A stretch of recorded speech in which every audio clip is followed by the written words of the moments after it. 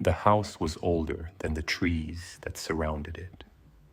People said the walls were built from the timber of a forest that no longer existed, a forest that had once grown in soil soaked with something darker than water. I didn't believe that, at least not when I first moved in. I only wanted a quiet place to work, a place where the world could fall away while I wrote my thesis. But silence, I learned, has a way of revealing things you never meant to hear. The first night was harmless enough. The wind pressed against the shutters, insects hissed in the grass, and the ticking of the old hallway clock arched steadily through the dark. I lay in bed listening, half thinking about unpacking, half thinking about nothing at all.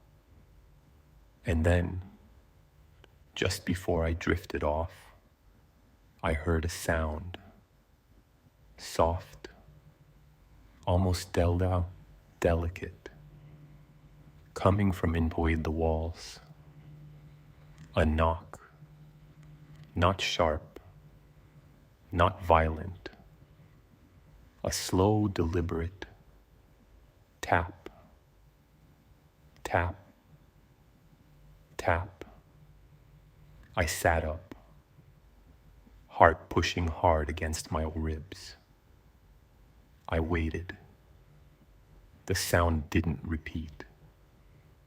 Eventually, exhaustion pulled me under, but it followed me into sleep like a question waiting to be answered. By morning, I'd convinced myself it was just the house settling. Old houses do that they groan, they shift, they remember being trees. But the second night carved away my excuses. It began with whispers, not quite voices, not quite wind, something in between. They slid across the dark like dry leaves, rustling against my ears. I pressed my hand against the wall beside my bed. It felt warm, warmer than it should have been. Hello, I whispered. The whispering stopped instantly. Silence flooded the room, heavy and anticipatory, as if the house itself had leaned in to listen. I pulled my hand away and didn't sleep for the rest of the night. On the third day, I found something strange. Deep scratches trailing along the inkoch of the pantry door. Not claw marks. These were too precise, too intentional.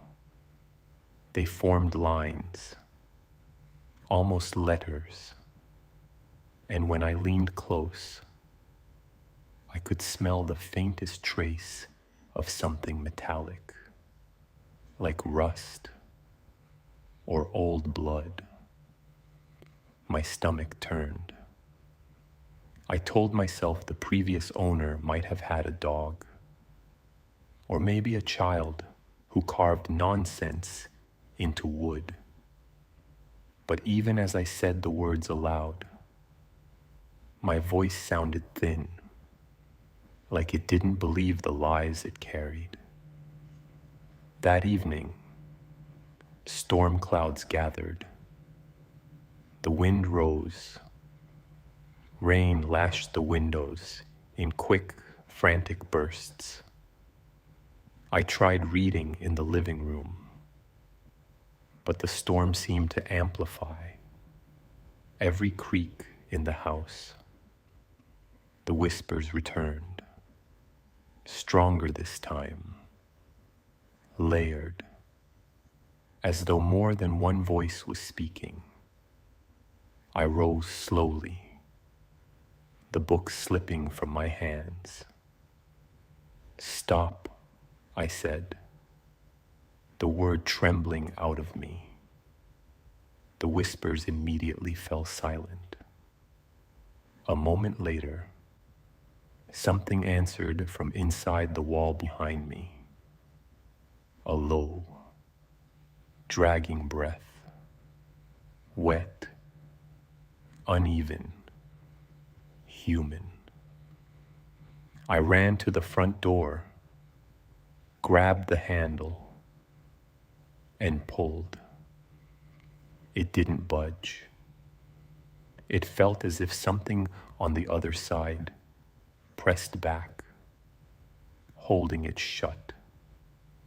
My adrenaline spiked, and I yanked harder. Still nothing. The breathing continued behind me. Slow, hungry, patient. I backed away from the door, shaking, and reached for my phone. No signal, not even a flicker. The storm deepened. Thunder cracked, shaking dust from the rafters. And then, with a quietness so strange, it felt violent, the hallway lights flickered out. Darkness swallowed the house. I stood there, paralyzed, listening to rain hammering the roof, and the whispering rising again, closer now, sliding along the walls like something searching for a way out. A sudden sharp sound walked through it all. The unmistakable scrape of nails against plaster just behind me. I turned, heart thundering, and stared at the wall. Something pushed from the other side. The plaster bulged outward, small at first, then wider, as if a hand pressed through, fingers straining to break the surface. I stumbled backward, tripping over my own feet. The bulge subsided slowly, almost playfully, retreating into the darkness behind the wall. The whispers faded to a low murmur. My breathing turned ragged. I didn't sleep. I didn't sit. I didn't blink unless I had to. Hours passed before dawn came. When light finally filtered through the windows, I grabbed my keys and stepped outside, shaking, determined never to return.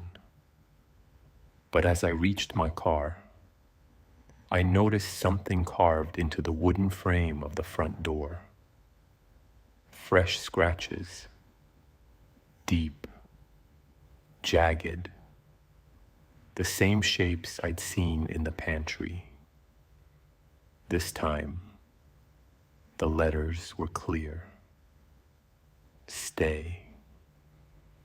A coldness wrapped around my spine, and I backed away until my legs hit the car. I climbed in, started the engine, and drove without looking back. I made it 10 miles before the nausea hit, an overwhelming wave that forced me onto the shoulder of the road. I leaned out of the car, gasping, the world spinning in dizzy circles. When the sickness finally eased, I wiped my mouth and lifted my head. and froze.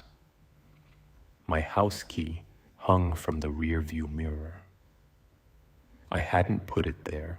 My breath caught, my hand shook as I reached for it. And the moment I touched the metal, a single whisper slid into my ear. Quiet, confident, and far too close.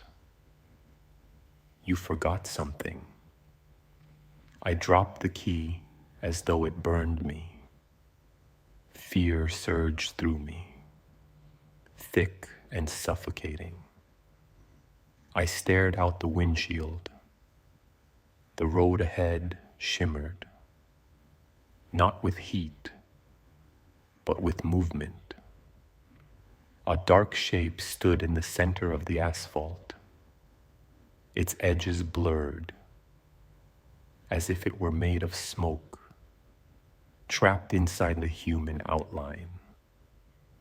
It tilted its head slowly, studying me with curiosity at more than malice. Then it raised one hand. Its fingers were long, too long. They scraped the air like invisible chalk against a blackboard. Tap, tap, tap. The same slow rhythm I'd heard inside the walls. I slammed the car into reverse and tore away from that stretch of road, heart slamming against my ribs. I didn't stop until I reached the nearest police station. They questioned me. They offered to send a patrol car to inspect the house. I told them not to. I told them to leave it alone. Some places, I said, are meant to be forgotten. They didn't believe me. They went anyway. By evening, the officers returned.